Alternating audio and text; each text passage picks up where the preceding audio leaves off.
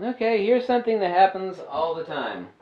And by all the time, I mean all the time. And it's kind of like if you go to a trailer park, don't take this analogy too personally, and you were to ask someone there what's the best wine, it would be like one of five different wines that they sell at the local Walgreens, right? It's like, well, that wine's the best. Or, no matter where you're at in the trailer park, only one of five wines available at the local Walgreens, right? That along with like Slim Jims or beef jerky or something. Spectrum of experience, spectrum of comparison. A lot of people jumped on to me about the autofocus speed on the new Nikon D5. I said it sucks, and it does suck. Using two different lenses, 24-70 Nikkor, which is damn well better be fast on that. It's not. 85mm f1.8G, it's not fast. People say, well, I got the camera and it's fast. And then you have to raise your eyebrows and go, fast relative to what? Relative to what is it fast? I've owned every Nikon DSLR. What is it that you're saying it is fast compared to?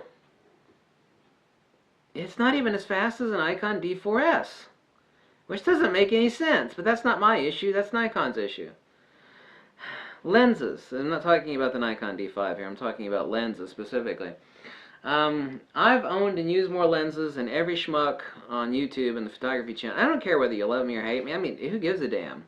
I'm here to help, not to, be your pet or best buddy. I mean, I want to be helpful. Helpful! I'm not selling anything to you.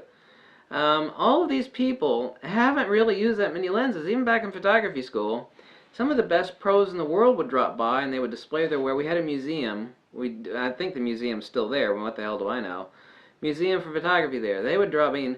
I talk with some of these guys, and they hate questions about lenses, hate questions, which is fine. I mean, it's about composition. It's about the art form, obviously so. Photography is 80% art and 20% gear.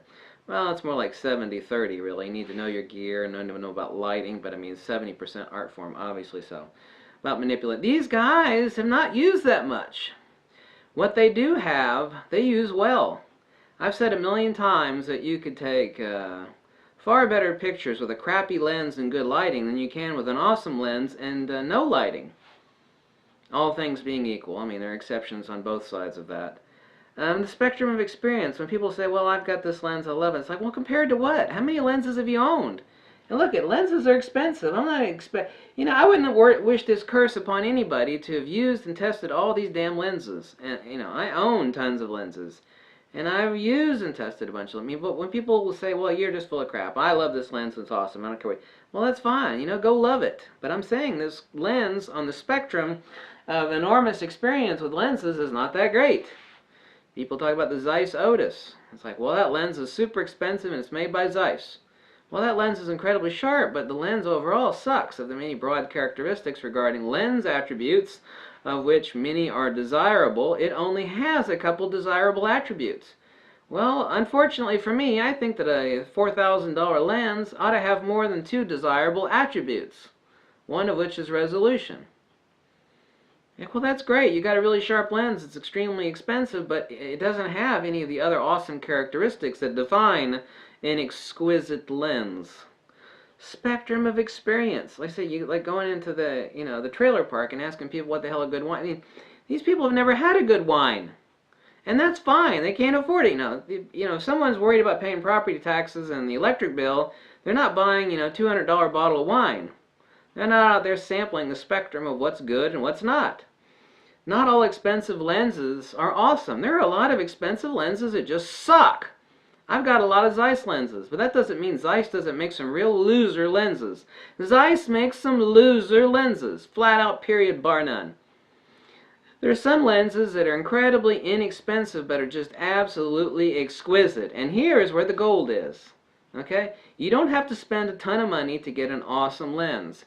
You can get, there's not a ton of them, but there are quite a few of them, and a lot of them are older ones that people just totally forgotten about. They're just farts in the wind, lost in the sands of time. Like, that lens was made back in the 80s. They don't make it anymore. Nobody buys it because nobody knows anything about it. And I come along and go, listen, this lens is old. It's not made anymore, but it's the tits. It's awesome. You need to buy it because it's cheap and it's incredible.